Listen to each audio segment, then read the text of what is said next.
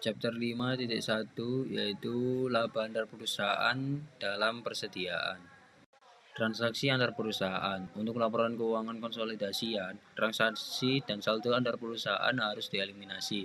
Laporan keuangan konsolidasian harus menyajikan penghasilan atau income dan posisi keuangan seperti apabila tidak pernah ada transaksi antar perusahaan. Transaksi antar perusahaan dalam BSAK 65. Dalam paragraf 86 butir C disebutkan bahwa laporan keuangan konsolidasian yaitu mengeliminasi secara penuh aset dan liabilitas, ekuitas, penghasilan, beban, dan arus kas dalam intrakelompok usaha terkait dengan transaksi antar entitas dalam kelompok usaha atau laba dan rugi yang timbul dari transaksi dalam kelompok usaha yang diakui dalam aset seperti persediaan dan aset tetap, dieliminasi seluruhnya.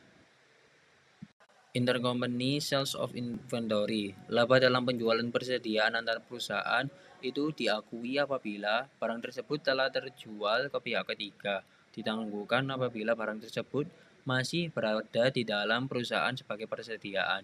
Laba dalam persediaan awal yang sebelumnya ditangguhkan diakui pada periode barang laku terjual. Dengan menggunakan asumsi FIFO, maka persediaan yang awal masuk terjual lebih dahulu dan persediaan akhir berasal dari pembelian terakhir. Lalu ini ada contoh satu, yaitu tidak ada laba dalam persediaan antar perusahaan. Jadi ini selama tahun 2016, Rai itu menjual barang dagangan yang memiliki harga pokok sebesar $1.000 ke Sky atau entitas anak dengan laba kotor 30%. Sky tidak lagi menyimpan barang dagangan ini pada akhir tahun 2016. Maka jurnal kertas kerja tahun 2016 sebagai berikut. Sales atau revenue yaitu sebesar 1.429. Lalu ada cost of sales atau ekuitas yaitu sebesar 1.429. Jadi mengeliminasi transaksi penjualan antar perusahaan itu sama dengan $1.000 dibagi 1 dikurangi 30% sama dengan $1.429. Dengan catatan, persentase laba kotor dapat dihitung dari penjualan maupun dari harga pokok penjualan. Namun dalam kasus ini, persentase laba kotor dihitung dari penjualan. Jadi ini ada catatan tambahan yaitu perhitungan persentase laba kotor, di mana yang di sebelah kiri itu ada warna kuning, yaitu persentase laba kotor dihitung dari HPP, harga pokok penjualan, sama dengan 100%. Jadi laba kotor misalnya itu 30% sama dengan 30% ditambah. Jadi penjualannya itu menjadi 130% yang disebut dengan harga markup. Lalu di sebelah kanan itu ada warna tapet hijau, presentasi laba kotor dihitung dari penjualan. Jadi di mana penjualan itu 100% dikurangi laba kotor misalnya itu 30%. Jadi HPP-nya itu 70%.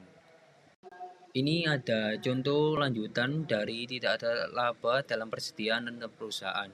Barang dagangan antar perusahaan telah terjual seluruhnya ke pihak ketiga, maka yang perlu dilakukan adalah menghilangkan penjualan dan harga pokok penjualan sebesar harga jualnya.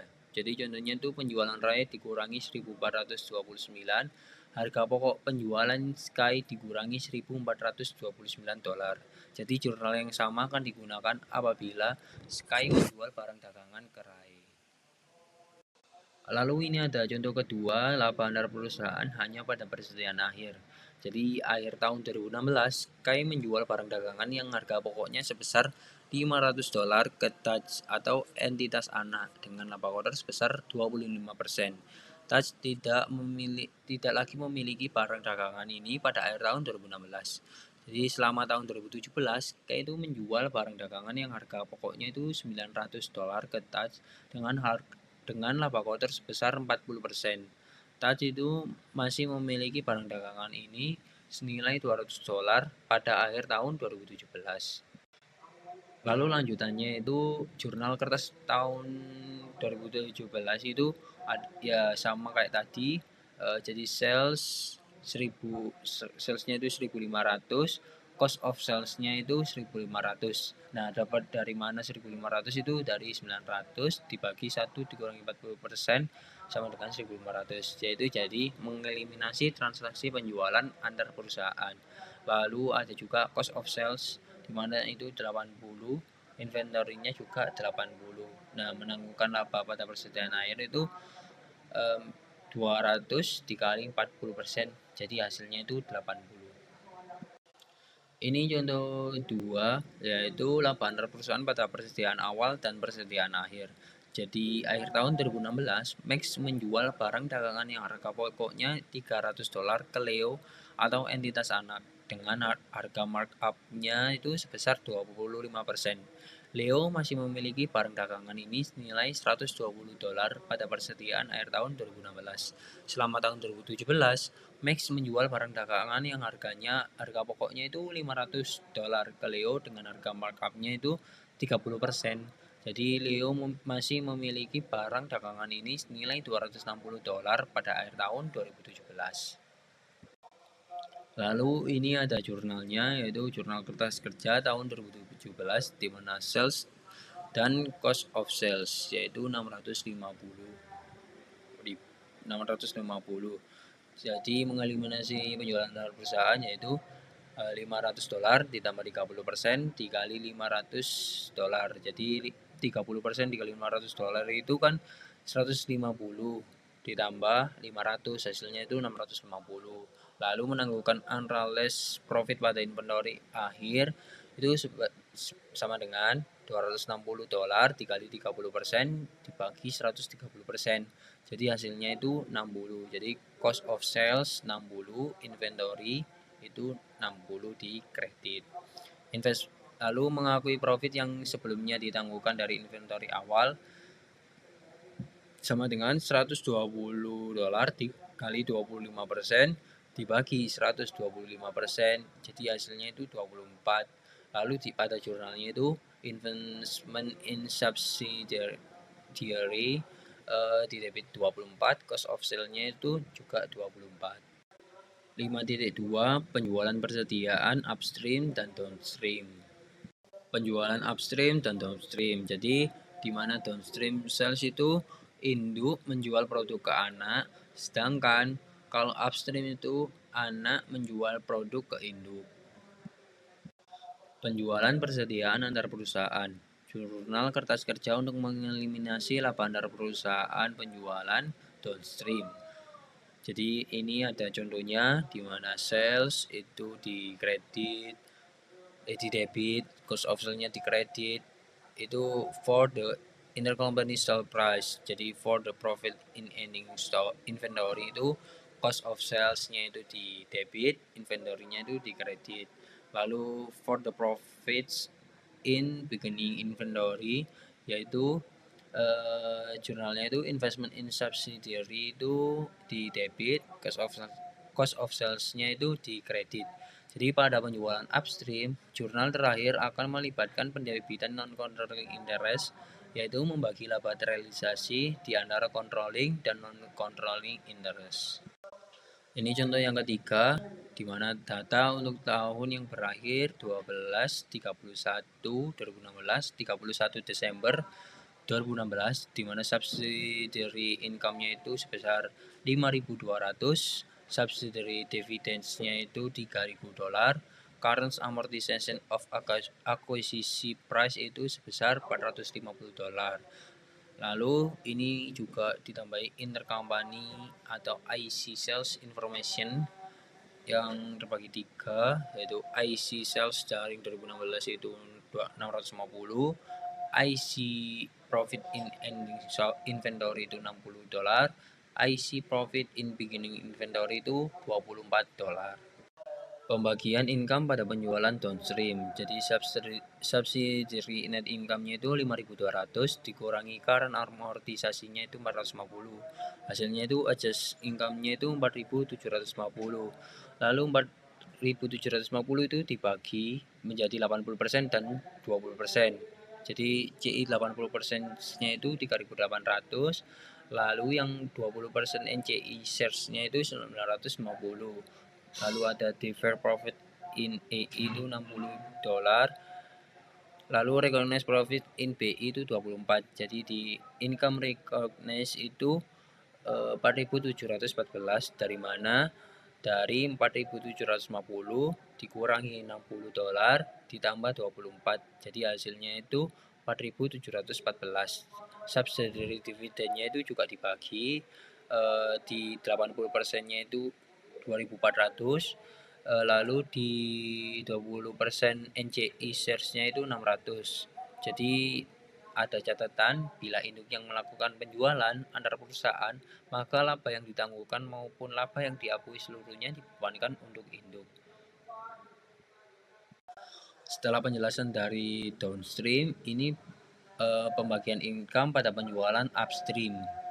Ini sama kayak tadi, cuma kita lihat lagi. Jadi subsidiary net income-nya itu 5.200, karena amortisasinya itu 450, adjusted income-nya itu 4.750. Jadi sama ya, dibagi lagi ke 80% dan 20%. Jadi 4.740, 80%-nya itu 3.800, itu mau masuk ke control interest. Lalu yang 20% non control interest-nya itu 950.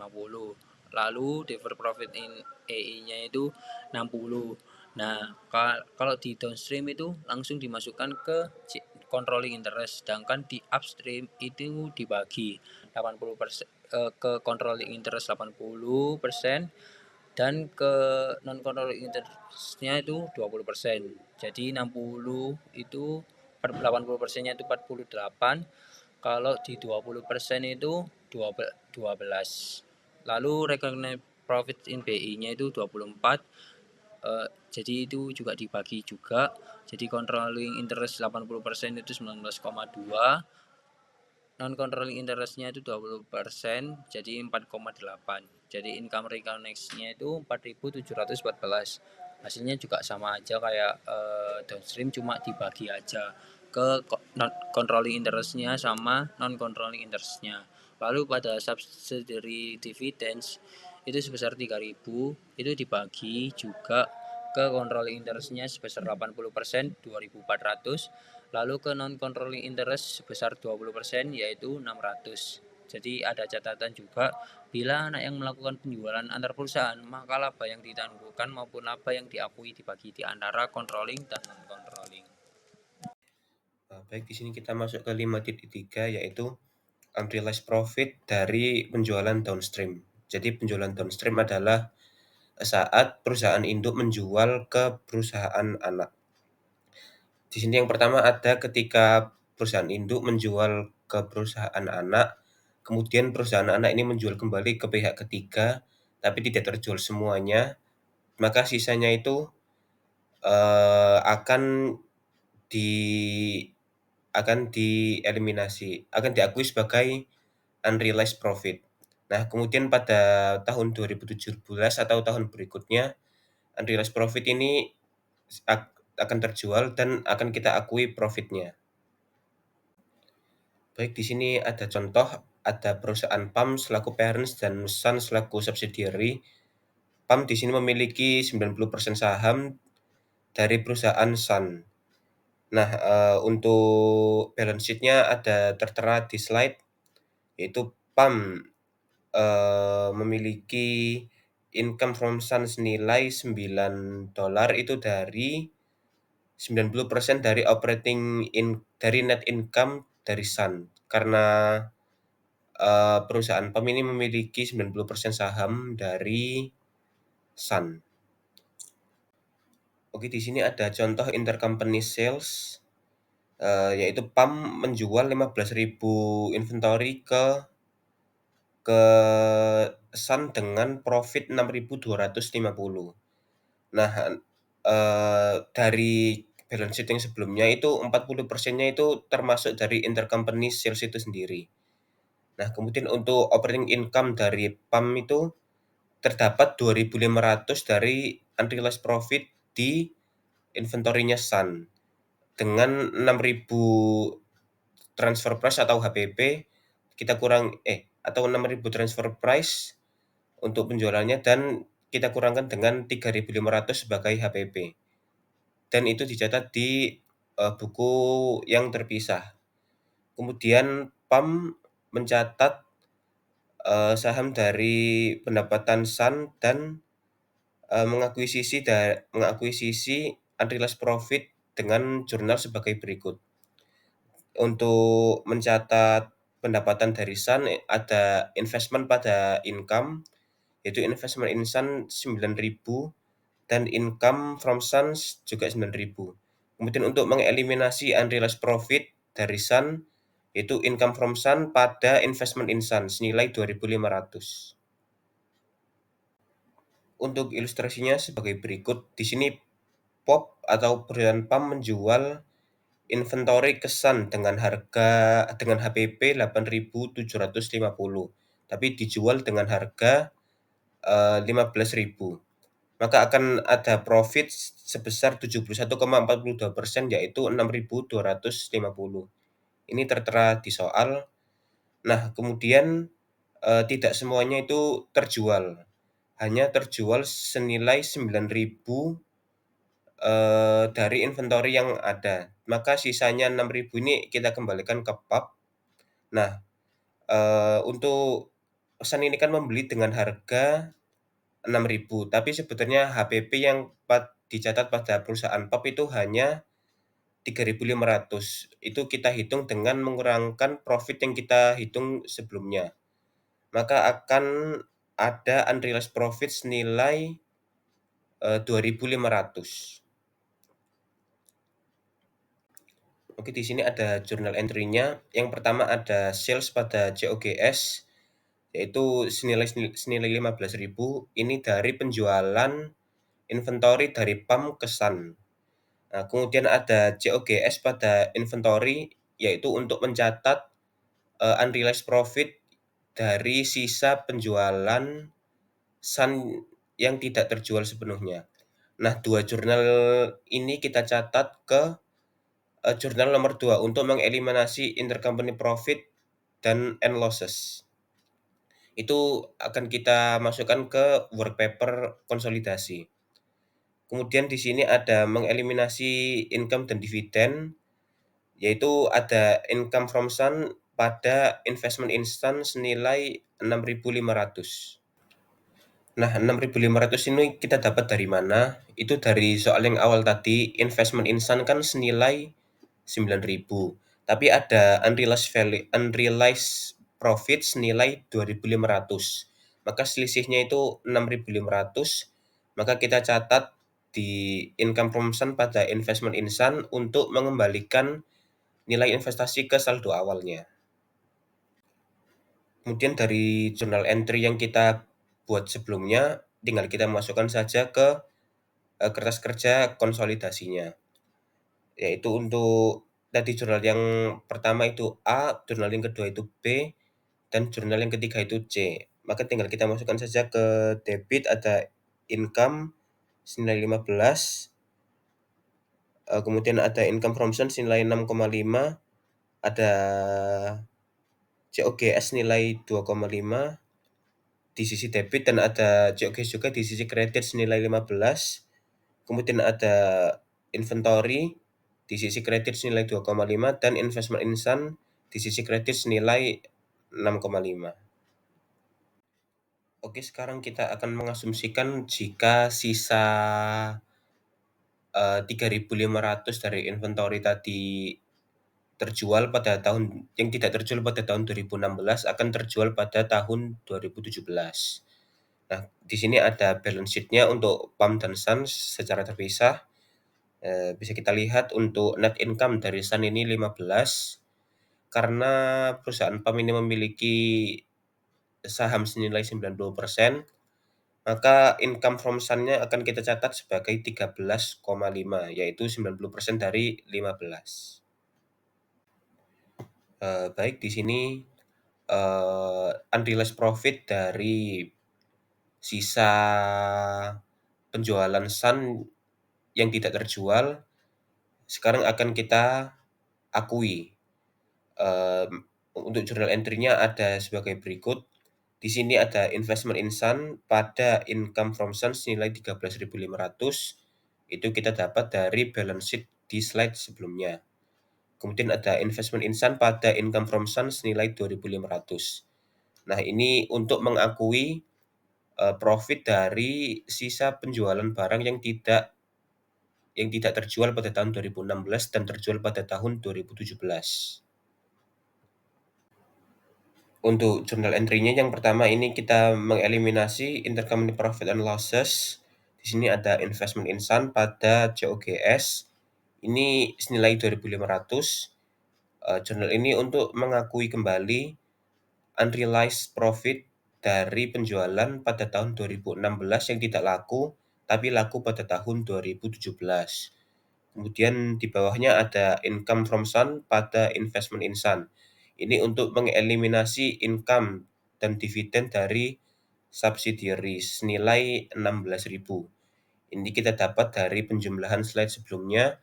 Income from Sun senilai 13.500 kita jumlahkan dengan pengakuan unrealized profit tadi senilai 2.500, maka jika kita jumlahkan akan mendapat nilai 16.000. Baik, dari jurnal yang kita buat sebelumnya, langsung kita masukkan saja ke kertas kerja konsolidasi. Yang pertama ada income from Sun, kita catat pada sisi debit senilai 16, ada COGS kita catat pada sisi kredit senilai 2,5, kemudian ada investment in Sun pada sisi debit 2,5 dan pada sisi kredit 16. Selanjutnya adalah 53.1 yaitu contoh konsolidasi dari intercompany profit from downstream sales. Yang pertama adalah deferral of intercompany profit in period intercompany sales, dan kedua adalah recognition of intercompany profit dari penjualan kepada entitas di luar. Kemudian ada entry dari kelas kerja, yaitu yang pertama kita mengadjust akan error dan omisi, kemudian kita mengeliminasi intercompany profit dan loss, kemudian yang ketiga kita mengeliminasi pendapatan dan dividen dari sub dan membawa akun investasi itu kepada beginning balance. Dan kemudian adalah kita merecord non controlling interest di dalam sub earning dan dividen. Dan yang kelima kita mengeliminasi reciprocal investment dan subequitas balance. Yang keenam adalah kita mengamortisasi fair value diferensial. Yang terakhir kita mengeliminasi other reciprocal balance. Dan dari contoh konsolidasi dari intercompany profit dari downstream sales, yaitu Sun Korporasi itu mengakuisisi 90% dari subsidiary PAM Corporation dengan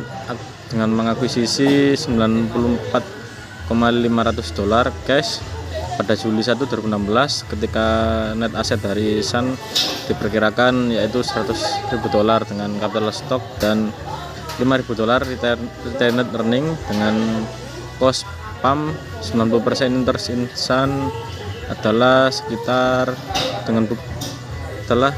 seimbang dengan book value dan fair value dari interest acquired, yaitu $105.000 dikalikan 90%, dan menurut tidak ada alokasi dan untuk mengidentifikasi dan identifikasi aset yang necessary. Jadi untuk inventory item dari Sun pada regular basis dan intercompany transaction data dari 2019, yaitu PAM menjual inventory-nya dengan jurnal penjualan untuk Sun di 2019 dengan cost $15.000 dengan kemudian selling price-nya yaitu $20.000. Kemungkinan dari $15.000 kita tambahkan dari retained earning-nya $5.000. Untuk unrealized profit dari Sun's inventory Desember 31, 2018 adalah $2.000, dan inventory itu dijual pada tahun 2019 dengan unrealized profit in Sun inventory pada Desember 2019 yaitu 2.500. Kemudian Sun's account payable pada PAM Desember 31, 2019 adalah $10.000. Kemudian untuk metode ekuitas pada Desember yaitu PAM investasi di Sun dengan akun yang memiliki balance $128.500. Dengan balance ini dengan konsisten dari PAM 90% ekuitas Padasan yaitu 145.000 dengan net asset pada deadless 2000 unrealized profit di Desember 31 2018 inventory. Kemudian pada 2019 PAM membuat following entries pada buku untuk investasinya di Sun di bawah dengan metode ekuitas, yaitu cash menambah aset $9.000 pada investment pada Sun mengurangi aset $9.000.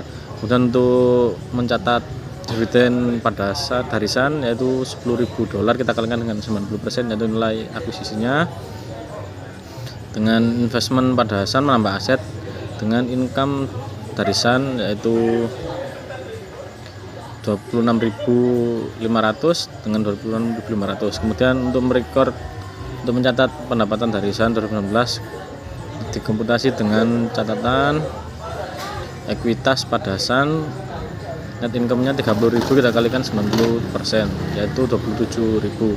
Kemudian kita tambahkan 2000 inventory profit yang diakui pada 2016 yaitu $2.000. Kemudian kita kurangi dengan inventory profit deferred pada tahun berakhir 2019 yaitu 2.500 dengan total 26.500. Kemudian kita mencatat dengan sales kita pada cost of goods pada COGS sebesar $20.000. Itu termasuk dalam kita mengeliminasi dari intercompany profit dan loss. Kemudian yang B adalah investasi pada Sun menambah aset dan COGS mengurangi ekuitas, dan kita catatkan yaitu $2.000 pada $2.000 dengan kita mengeliminasi intercompany profit dan loss-nya juga.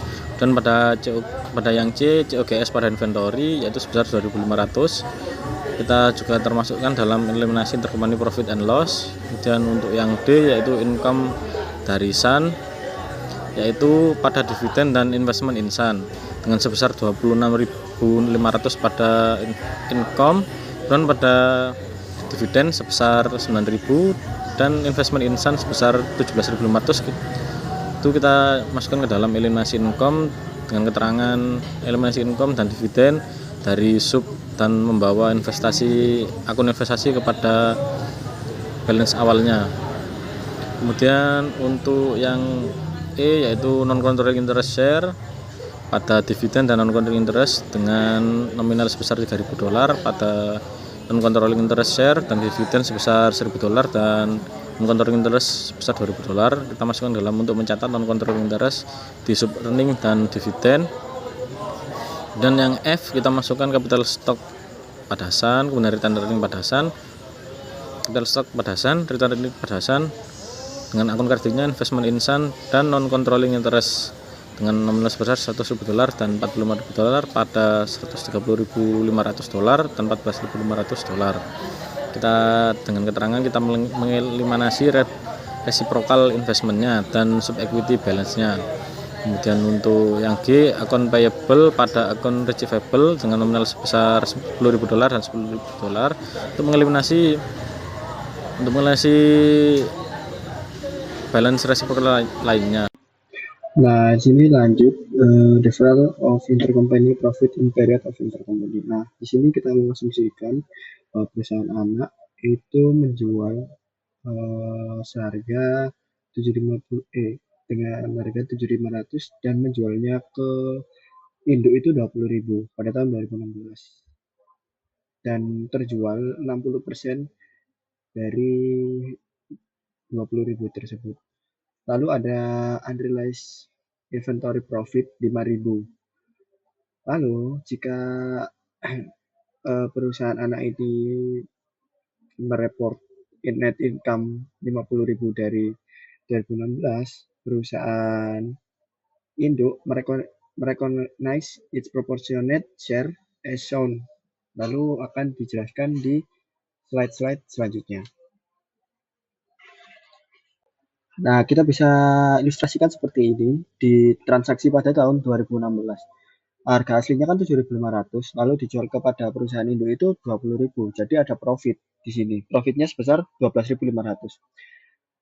Dari 20.000 dikurangi 7.500 hasilnya 12.500. Lalu bagaimana cara kita mengetahui profit persennya itu 12.500 dikurangi harga sebenarnya dari merchandise ini, yakni 7.500. Itu hasilnya 1,67 atau 167%. Lalu dari perusahaan induk ini menjual lagi ke outside entity dan dijual dengan harga 15.000. Sebenarnya itu 12.000, lalu dijual dengan harga 15.000. Profitnya itu 3.000 dan profit persennya itu sama perhitungannya kayak tadi. Tinggal 3.000 dibagi 12.000. Hasilnya 0,25 atau 25%. Lalu kan ada sisa ya teman-teman di sini. Dari 12.000 tadi dikurangi 20.000. Di situ ada sisa 8.000. Karena ada unrealized profit tadi 5.000, maka sisanya itu 3.000. Minus profit 1,67%. Lalu bisa dilihat di situ menjadi 3.000. Nah, lalu kita masuk ke jurnalnya teman-teman. Nah, jika induk ini memiliki 100% saham dari anak, maka jurnalnya bisa ditulis seperti ini. Investment instant pada income sebanyak 50.000.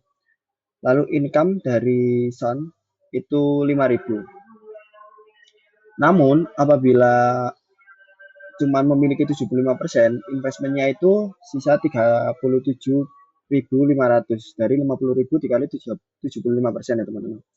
Lalu sama untuk income dan investmentnya itu 5.000 dikali 75% yang hasilnya 3.750. Nah, lalu kita masuk ke eliminasi jurnal. Di sini yang pertama itu salesnya yang pertama-tama tadi kita sebutkan di soal 20.000 itu kita eliminasi, lalu yang 5.000 ini unrealized tadi kita eliminasi, dan yang terakhir ini income kita eliminasi juga. Nah, ini itu tadi menggunakan yang bagian 2 ya, yang 75%. Nah, selanjutnya langsung dimasukkan ke kertas kerja pada akhir tahun 2016.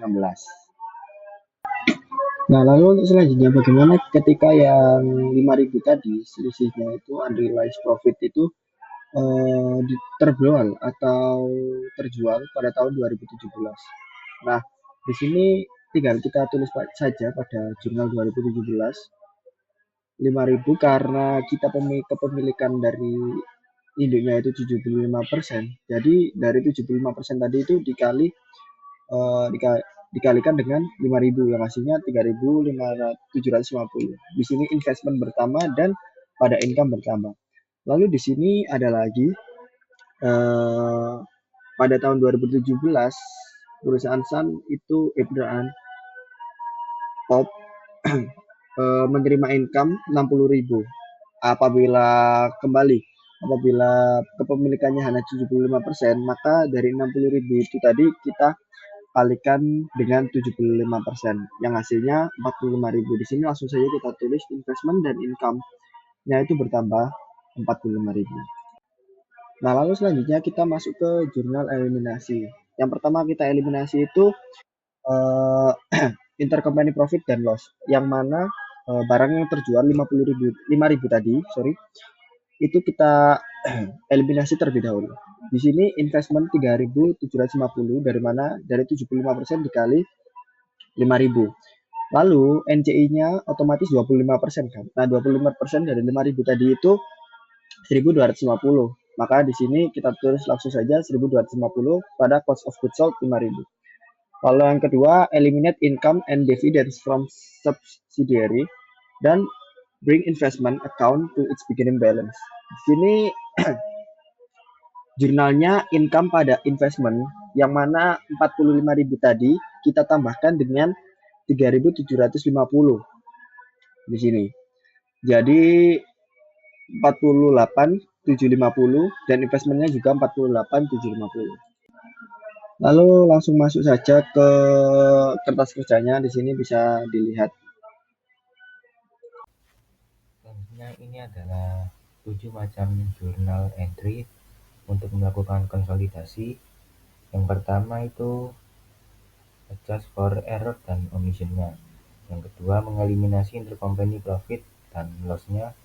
Yang ketiga, eliminasi income dan dividen from sub dan juga bring investment account to beginning balance. Yang keempat, ada record non-controlling interest in subsidiary earnings dan dividends. Yang kelima, mengeliminasi reciprocal investment and sub-equity balance. Yang keenam, amortize fair value differentials. Dan yang terakhir, yang ketujuh adalah mengeliminasi other reciprocal balance. Lalu ini ada contoh konsolidasi dari Sun Corporation, itu memiliki kepemilikan 80% subsidiary dari Top Corporation. Acquired 480.000 pada tanggal 2 Januari tahun 2016, di mana waktu Sun stockholder ekuitasnya konsisten 500.000 capital stock dan 100.000 RE.